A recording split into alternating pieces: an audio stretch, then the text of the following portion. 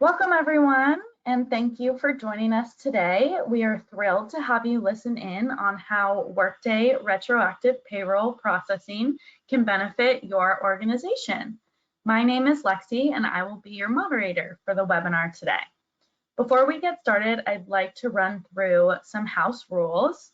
Everyone is on mute and will remain muted for the duration of the webinar.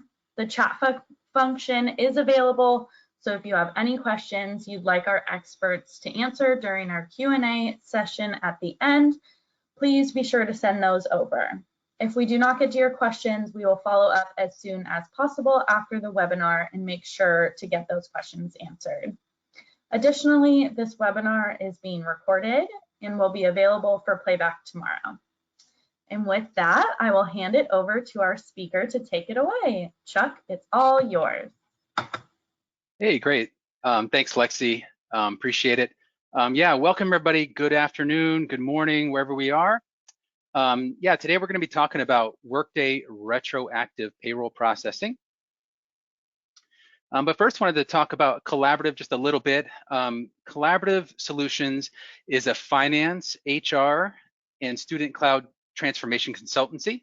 We started in 2003 and we're the longest tenured and most experienced partner in Workday ecosystem. As our name reflects, we work together with our customers in taking a truly collaborative approach in all elements of our projects. We have over 800 customers and we strive to make each customer's experience unique and successful, which has resulted in a 98% customer satisfaction rating, which we are so very proud of. We have over 100 consultants in the Workday Product Lead program, which is more than any other partner.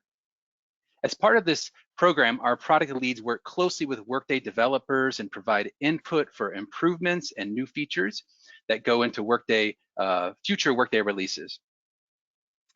Collaborative has won numerous workplace awards, which are all based on employee feedback. These awards highlight our award-winning culture and focused on innovation, empowerment, and accountability. So today, again, my name is Chuck Zarateris. I'm a manager in CVS Consulting here at Collaborative. My Workday experience, I've been in Workday for 7 years, and with me here today is Victoria Gilbert. She's a principal consultant here at Collaborative, and she's got 9 years of Workday experience. So let's talk about the agenda. Retro payroll overview is up first. And then we're going to have retro configuration, retro processing steps. We're going to take a peek at some audit reports, review workers with supported and unsupported retro events. And then we're going to talk a little bit about considerations and troubleshooting retro. So up first is the retro overview. So what is retro? The retro functionality processes retroactive events for both active and terminated workers. Retroactive events include changes that impact a worker's pay result, such as compensation changes, time worked, absence corrections, benefit changes, payroll input. There's a number of things. I only listed a couple here, but there are a number of things that are on the worker profile that affect the payroll result. Based on these retro events, Workday recalculates prior period payroll results and forwards those differences to the current pay period. Not all transactions trigger retro payroll calculations. Some are going to be supported and some are going to be unsupported. So we're going to talk a little about each of those as we go through the slides in the presentation here today. So what exactly calculates during retro? Well, retro-enabled pay components are what calculates. These pay components calculate from the retro event effective date until the current pay period. Differences in earnings and deductions are subject to taxes and other deductions in the current period. So for example, just to illustrate, if there's a compensation change dated back to January of this year, what Workday will do is recognize that compensation change and it'll recalculate each worker's payroll result all the way up until today, the current period. It'll place those differences on the current period paycheck and it'll be subject to taxes and deductions. And this is where, employees get a little apprehensive about what happens here because, retro changes that are so far back become a larger amount. And so they may have higher taxes and higher deductions if the deduction is based off the earnings. So just be aware that if you're not using this retro functionality today, that's what's going to happen, and maybe there may be some apprehension from from the employees, and you may have to explain a little bit more. There are certain things that do not recalculate during retro. So gross up earnings, for example, will not recalculate during retro. Deductions and earnings not enabled for retro will also not recalculate. And deductions for withholding orders do not recalculate. So if you have a child support order or a creditor garnishment that sat on somebody's desk for too long, even if you backdate those withholding orders, it will not recalculate during retro. It's just going to pick up with a normal calculation on the current period.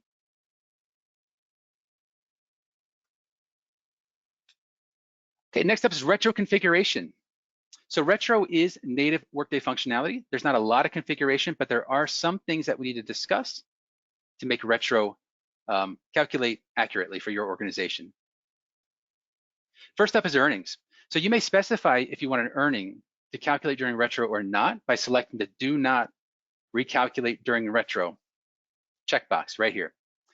So do not recalculate during retro. And this screenshot is actually a screenshot from the effective tab of the earning. So when you go to edit earning, it's going to open up the ability to check this box to do not calculate during retro or calculate during retro.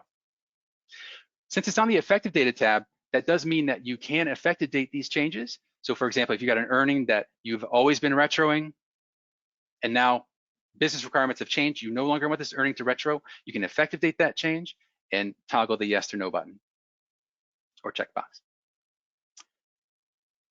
Deductions, similarly with earnings, you may specify if you want a deduction to calculate during retro or not by selecting the recalculate during retro box right here. So again, this is a screenshot from the deduction effective tab of the deduction itself. And notice here, there's a nuance in the words here. This one says recalculate during retro, and the earning says do not recalculate during retro. So it's a bit of a double negative. So sometimes I have to stop myself and think about what's going on. But just be wary that there could be a no and a yes, and you know, just be aware that there's nuances in the nomenclature here on the wording.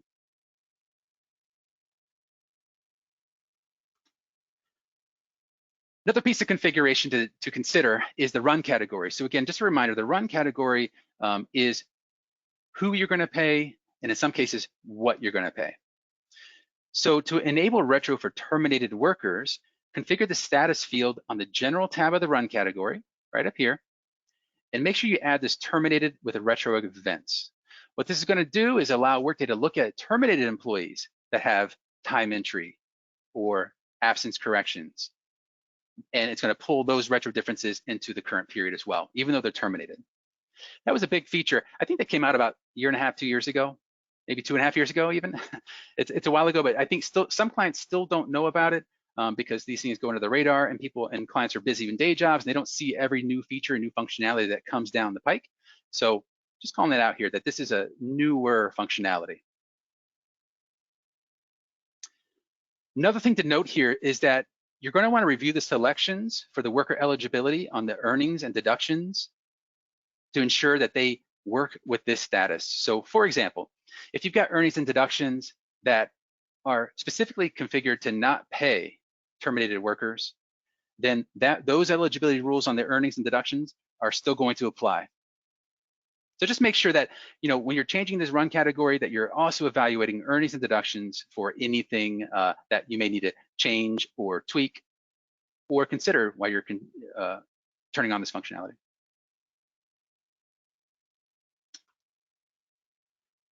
Okay, as we said before, there are supported retro events and there are unsupported retro events. Now, supported retro events are calculations they'll automatically recalculate for prior period earnings for supported retro changes. You may be asking what's supported. So Workday has a delivered report called All Supported Retro Transaction Types. This will give you a full list of the things that do actually process in retro. Now, this list has been changing over the years. I've seen a number of things added onto this list. And so you're always going to be wanting to monitor this report Doesn't change often, but it does change. So if you're running retro today and you see something odd that's happening, you don't understand why, check this unsupported, or check the supported retro transaction report just to see if something new was added and you missed it.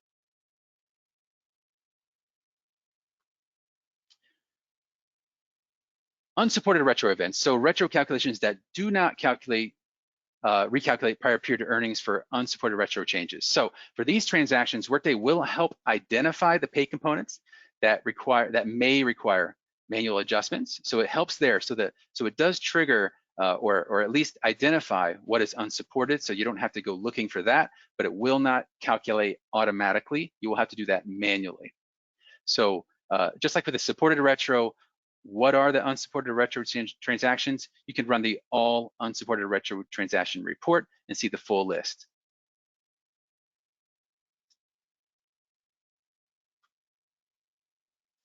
Another key component to the retro processing process is the NRPPT date. Now this is an acronym for no retro processing prior to date. It's a mouthful. So NRPPT, everybody you talk to has a different variation of how they say it. I call it I just simply say no retro prior to. So I'm going to be referring it as no retro prior to throughout the presentation. But what it is the no retro processing prior to date is assigned to each worker to identify the look back period for the retro pay calculations. It's effectively determining the earliest period for which Workday can recalculate earnings and deductions in response to supported retro events. So what does that mean? So for changes both supported and unsupported occurring before the no retro prior to date, you must manually calculate those differences. So in other words, if it's the NRPPT date is snapping the line saying no retro is happening prior to this date. So, and that goes for both supported and unsupported. So key component there, as you're troubleshooting retro, you look through it, you say, this looks like it's a retro event, it's always retros. Something may have changed on the worker that has created an unsupported event, and their no retro prior to date has changed to a new date that was not expected. It's correct, but may not be expected. So how do workers get assigned the no retro prior to date? Well, it's automatically set by the run retro pay calculation task. And this is the first step. So when you're processing retro, running the retro calculation is the very first step in the process. When you have new hires, it sets the no retro prior to date to the start date of the first pay period according to the pay group assignment that the employee is in. For workers with unsupported retro changes, the no retro prior to date is set to the day after the last day of the completed pay result. It's a mouthful again, but basically what it's saying is when you have an unsupported retro event, Workday is going to push that no retro prior to date to the start date of the next pay period. A key to note is that pay groups must have at least one completed pay period before the no retro prior to can be set. So if you are new to Workday and you're a new customer and you've never run a payroll in there yet, you got to at least have one completed payroll before the no retro prior to date can be set. Or if you create a new pay group in your tenant, need to complete that first payroll. So how does it change? So we talked about it. So Workday will automatically change those dates when an unsupported event or unprocessed event takes place, but there are additional ways as well. So there are 4 ways in which the no retro prior to date changes for workers. The very first one, again, we talked about the run retro pay calculation. Workday will look at it and evaluate if there's a date that needs to be changed. It'll do that automatically for you. But sometimes there are business requirements where you want to change the date yourself. So for example, an earning that affects everybody, you might want to move that date forward for everybody. How do you do that? So there's 2 business processes to help you move that date forward. The first is the change no retro prior to date for individuals, and the change no retro prior to date for group of workers. So depending on the size of your population, if you just have 4 or 5 people or a few people you want to move, the change no retro prior to date for the individual task might work the best. But if you have an entire company or entire pay group that needs to change, you're going to want to select the no retro prior to for group of workers.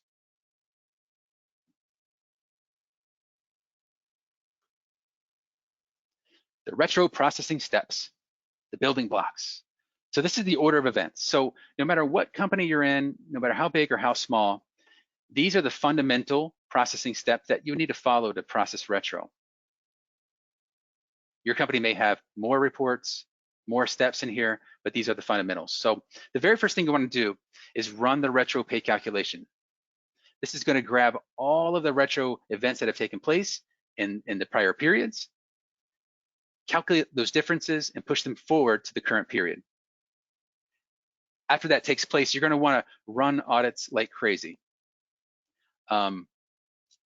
Specifically, you know, as a practitioner, you're going to want to be looking for unsupported retro events, because those are the ones that are going to require the most time, maybe some additional research, and some additional inputs, manual inputs to, or manual interference to get those onto the pay results. You're also going to take a look at the supported retro events for errors. For example, if somebody makes a compensation change, they meant to do 1/1/2020, but they accidentally keyed it for 1/1/2019. That's a supported retro event, but it's going to create a very large difference that ends up on the paycheck and may not be expected. So, so you're going to want to evaluate and run audit reports to look for both supported for accuracy and unsupported events for manual processing. After you're comfortable with the audits, you're next going to want to run the pay calculation for the on-cycle folks. And what that's going to do is pull together all the retro results and put it onto the current paycheck. And from there, you're going to go about your normal processing. You're going to run some audit reports, look at all the data together, both the retro and the on-cycle together, and all the manual adjustments that you've made as well. Once you're comfortable with all of the retro results that have calculated and the on-cycle results that have calculated, you're going to want to run the retro pay complete. What this is going to do is change the status from in progress to completed for retro. And the next step is to run the on-cycle pay calculation again, because what that's going to do is all of these retro completes that you've run, it's now triggered status changes for the on-cycle paychecks. They've gone from in progress to requires recalc. So this is your final calculation, and then you're going to take it home. You're going to run your completes, run your settlements, run audits, you know, whatever you may need to do. But once that retro is complete, you're pretty much done with retro, and you can just carry on with your normal process. Something to note here as well is once it's retro completed, Workday does not recommend going back and doing another calculation and another complete. And one of the reasons for that is you only get one shot. So you can only process retro once per worker per period. And so what that means is, let's just say a worker had some retro, they started in the beginning, they walked through the process, they completed the retro, it's on the results, you look at it and go, oops, there's another change. That worker has another retro change. You can't rerun the retro calculation on that worker. It's already taken place in that pay period. It cannot happen again on the same worker. If it does happen, it just won't pick it up. And so you may be expecting it. You may try and do some manual inputs to override what's there. But what's going to happen is in the next pay period, it's going to pick that change up again. So following the order of events is important, and making sure that everything processes in the order that it's intended. If you complete retro a little too early, you know, just know it'll go on to the next pay period.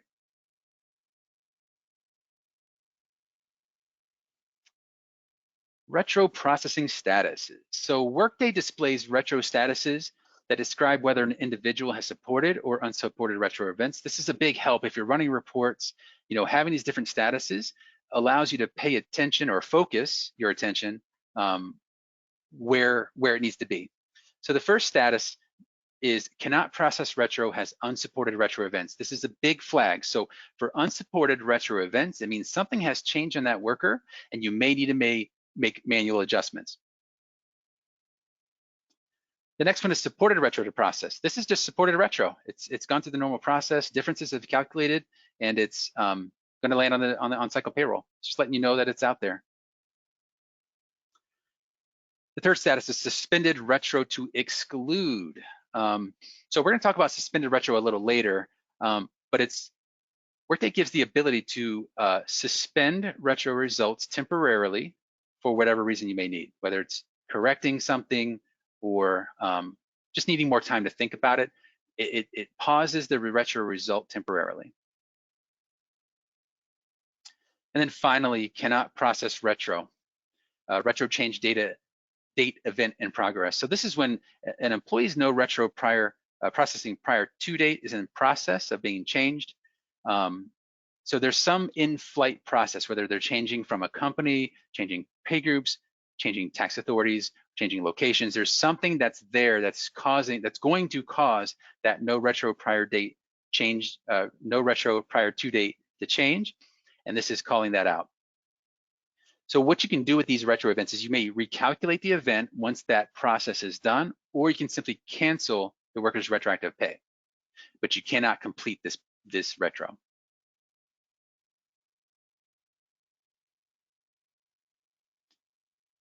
Retro audit reports. This was over my years of using retro and using Workday. Workday has come a really long way with audit reports. When I first started using Workday, there weren't a whole lot of them. The ones that were out there probably need a little tweaking and some adjusting. But there are now a plethora of reports out there, and listed them all here, but we're not going to go through each one in detail. Each one has slightly different fields on it, so as you're using retro functionality, go through the reports to see which one best suits your needs. I'm going to highlight a couple here that we really like and the ones that I use all the time. So the first three here is view summary, view retro results, and view payroll results. Again, all of these retro reports are going to show similar data, just sliced and diced and displayed a different way. So view summary, for example, is going to have just your total earnings and total deduction differences. Maybe that's all you care. Maybe you just want to make sure retro of less than $100. Everything that's less than 100 can go right ahead. Not going to not spend too much time looking at it. If you're a larger organization, especially, that would apply. But it's just going to give you the total earnings differences. Another way to look at the data is just by the retro event. Maybe there was a particular event that happened that we want to either research or audit. You can run the view retro results by retro event. If you want to get down into the payroll weeds of it and see the actual pay component that was affected, you can run the view payroll results. The most challenging piece of retro is the unprocessed retro, because since nothing happens automatically with the unprocessed retro, that was a challenge that Workday solved by adding additional payroll reports. So this is my go-to, the retro calculation processing report. It's a newer report that came out, again, a year and a half, 2 years ago.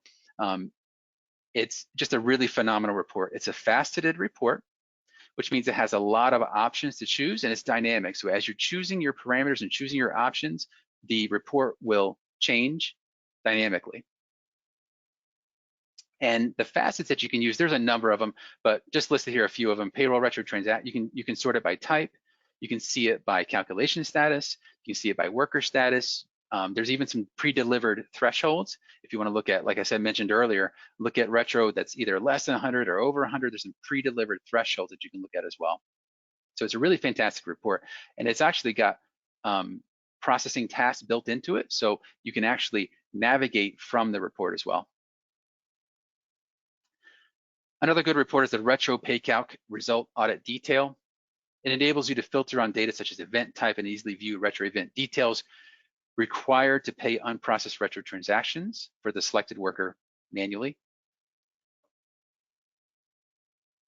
Continuing on with reports that help identify unprocessed retro, there's 3 more here. Again, they're all very similar. They all slice the data a different way and provide more fields. So I encourage everyone to go out there and take a peek at these reports to see if they would fit your needs.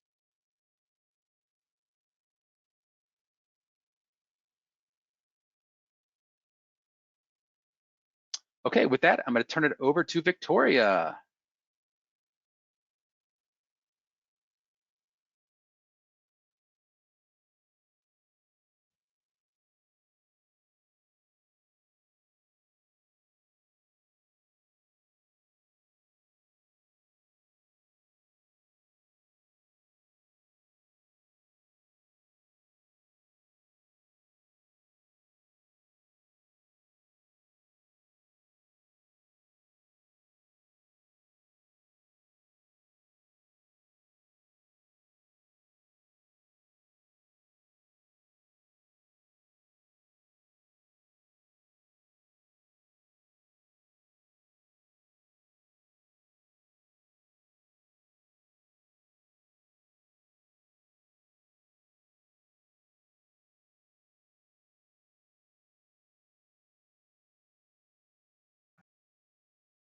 Sorry to interrupt, Victoria. I believe you're still on mute. We're not able to hear you. Sorry about that.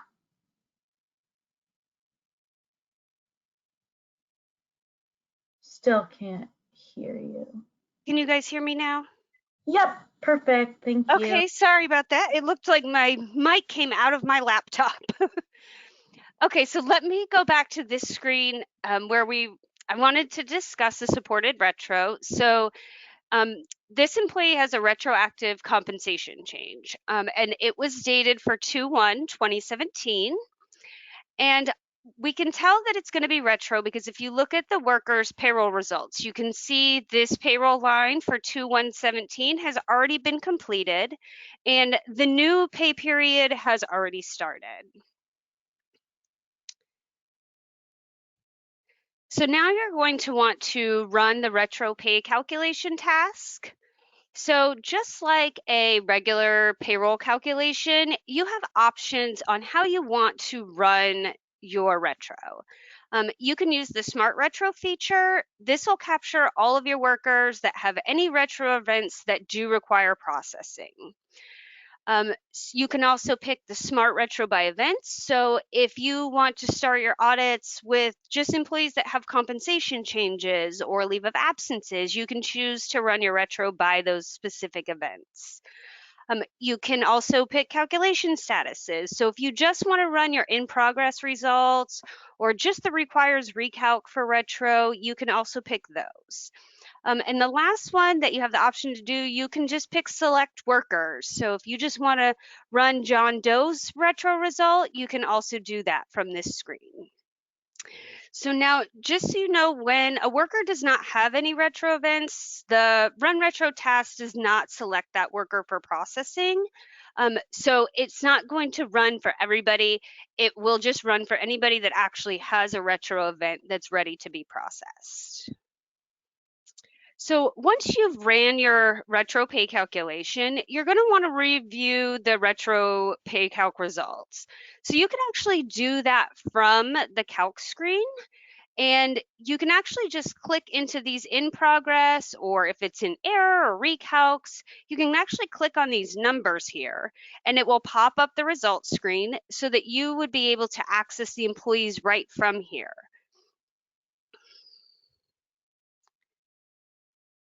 Now, once you've ran the pay calc, we have to decide, do we want these payroll results to process on the on-cycle payroll, or should we do them outside and do an on-demand payment and run them off-cycle in a separate payment?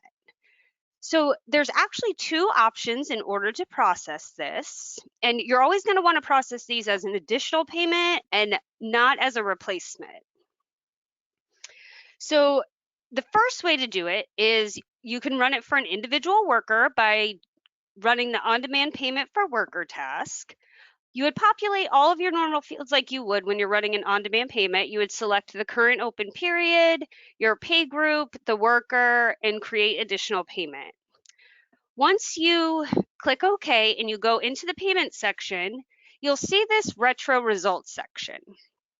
When you click this box, this will pull in those retro results that are supported onto the on-demand payment.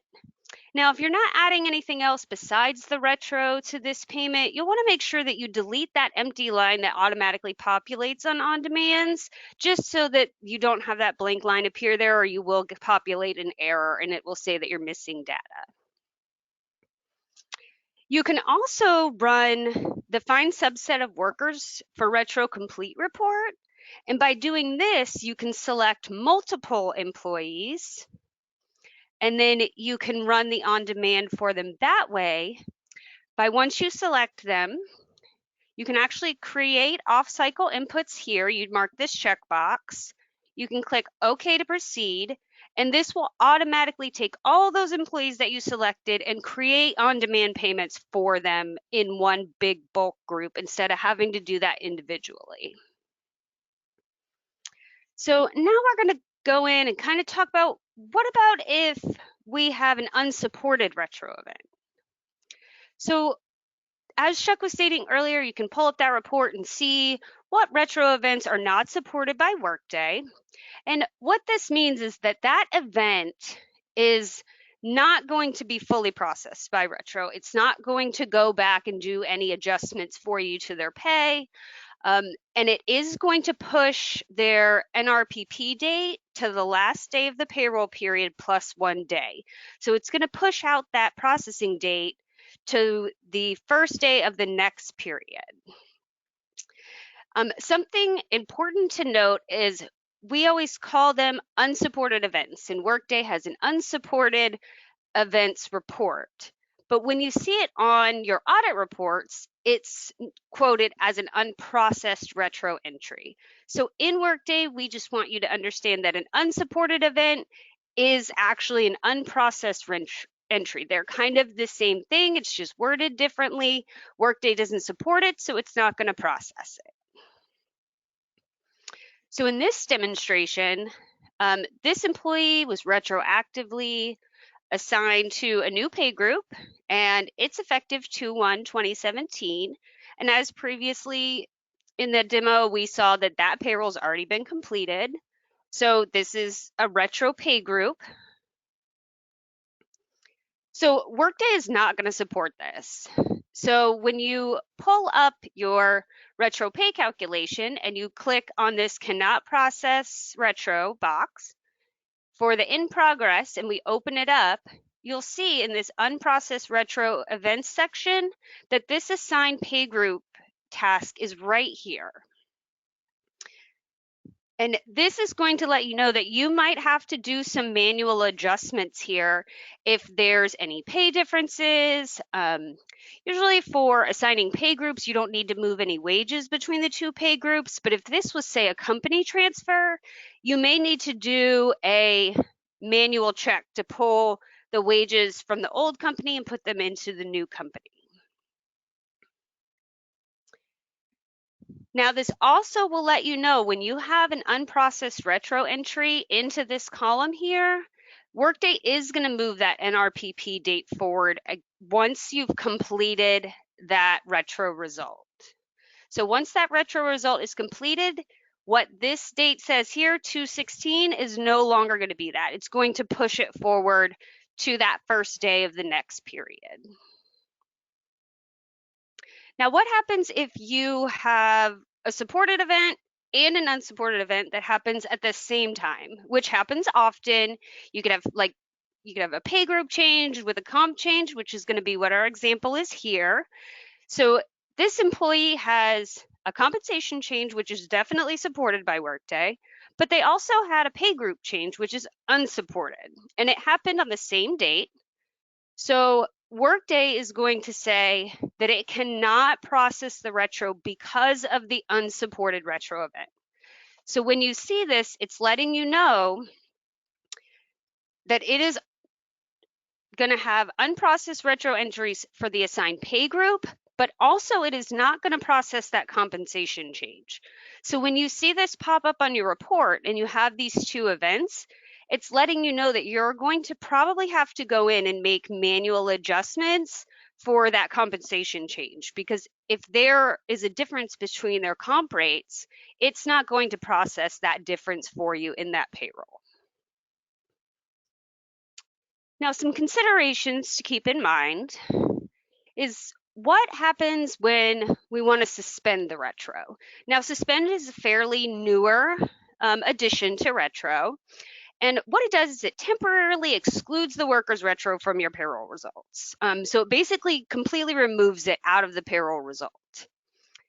Now, that will give you time to review them, correct them, and decide what you want to do with that retro result.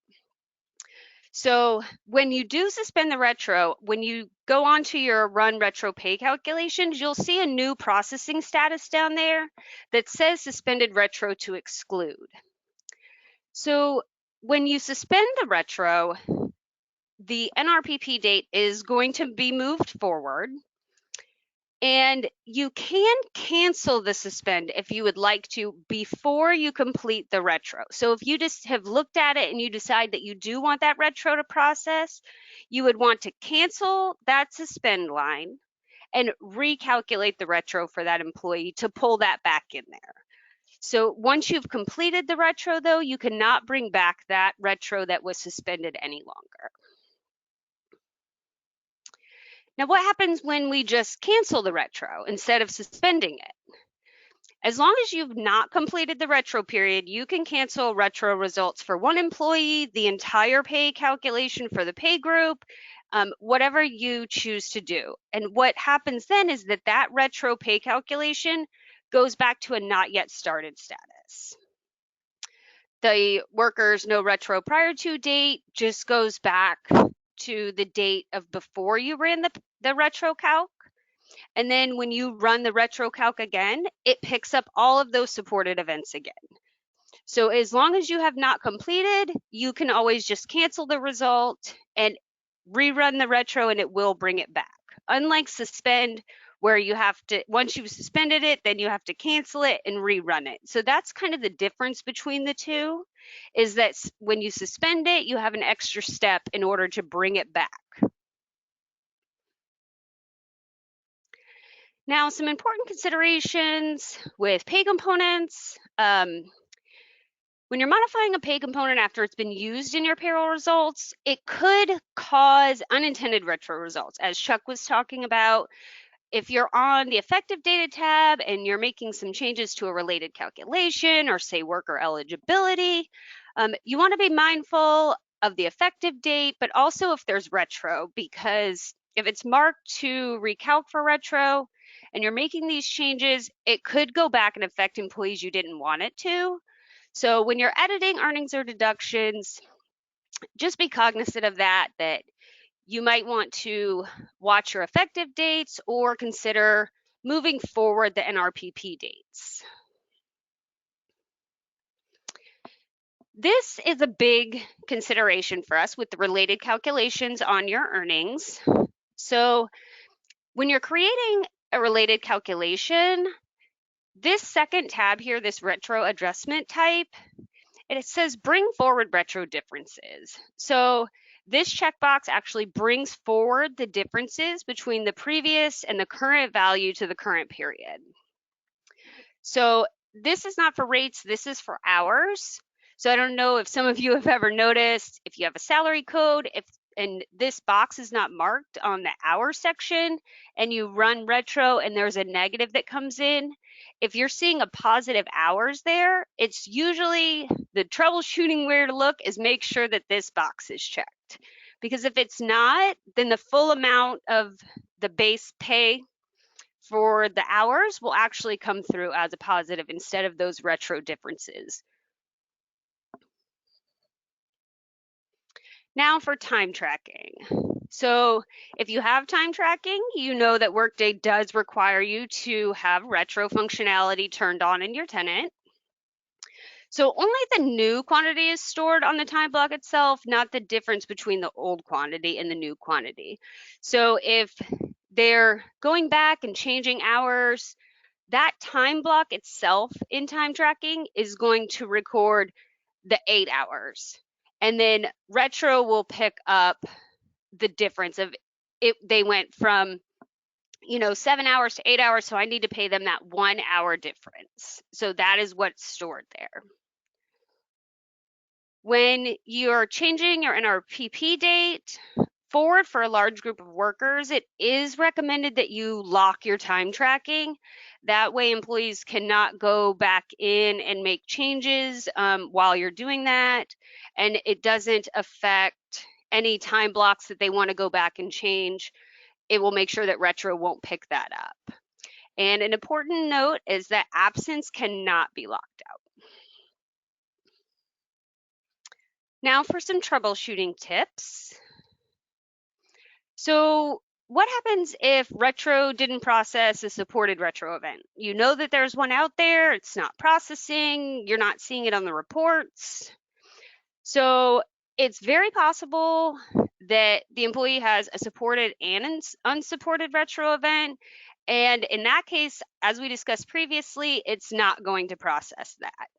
So you'll want to, access the retro pay calculation results for workers report, check their NRPP dates, and maybe even run through the unsupported retro changes report and see if that employee's on there. The other reason that this might happen is that you haven't completed an on-cycle payroll for the worker for that recalculated period. So maybe this is a new employee and you thought that they would have some retro coming in because they're a retro hire and it's not there. They do have to have at least one completed payroll cycle in there before retro will start to pick up. Now, what if retro only processed some of the workers in the pay group? Like you're expecting 500 results and you only got 200 results. So this could be caused because some workers on the previous period are sitting in requires recalculation, or they're in error status, and they didn't actually fully complete the last time that you completed retro. So what you want to do is run that retro pay calculation task for that pay group and see if there's anybody that's not in that complete status. So when you're running your retro pay complete, you want to make sure that all of the columns are 0 except for the complete column before you move forward. Because if there's anybody still sitting in error or requires recalc, the next time you go to run retro, it's not going to let you move forward. Now, what about retro not processing supported changes for any of your workers? More than likely, it's that you haven't completed an on-cycle payroll for that specific pay group. So as we were just discussing, that you have to have at least one on-cycle payroll for the pay group completed before retro will begin to process on the next ones. So you can always use that run retro pay calculation task to process that pay group again and make sure that it's in there. And that has come to the conclusion of our presentation today, and we'd like to open it up to any questions, and I will put it back over to Lexi to begin and help moderate with those questions. Thank you so much, Chuck and Victoria. Let's take a look at some of the questions we have gotten. The first one is, why does Workday display a retro difference for a pay component that isn't related to the supported change I entered?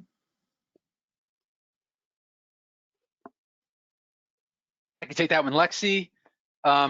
So what probably happened with that one is that there was something else that triggered a retro. So if for example, in the question, if you entered in a time card correction, but somebody else entered in a benefit correction or a payroll input, something else happened that retro or that Workday automatically picked up. Great, thank you, Chuck. Let's go on to the next question. Why didn't Workday adjust a pay component for a pay period? That's a good one. I can go ahead and take that one. So Workday doesn't adjust a pay component if you just add it to payroll input as an override. So what you want to do is when you're trying to make it, when you have a retro come in and you need to make an adjustment to that, you want to make sure that you use that adjustment button, because if you're using the override button on your payroll input, it's not going to do like it normally would, where it would come in and override that transaction and the old transaction would disappear. Retro, you have to use that adjustment button and they will help to offset each other. Thank you, Victoria. Looks like we have time for one more question.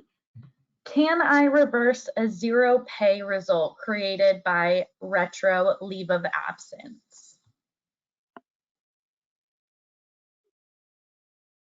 I can take that one, Lexi, as well. No, you cannot reverse pay results, zero pay results. So what you can do is remove it by canceling the retro result that contains that leave event. So no, I mean, once it's there, it's going to be there until you cancel it. Great, thank you so much, both Chuck and Victoria. That is all the time we have for questions. If we did not get to your question, we will be sure to follow up as soon as we can after this webinar. Thank you all again for joining.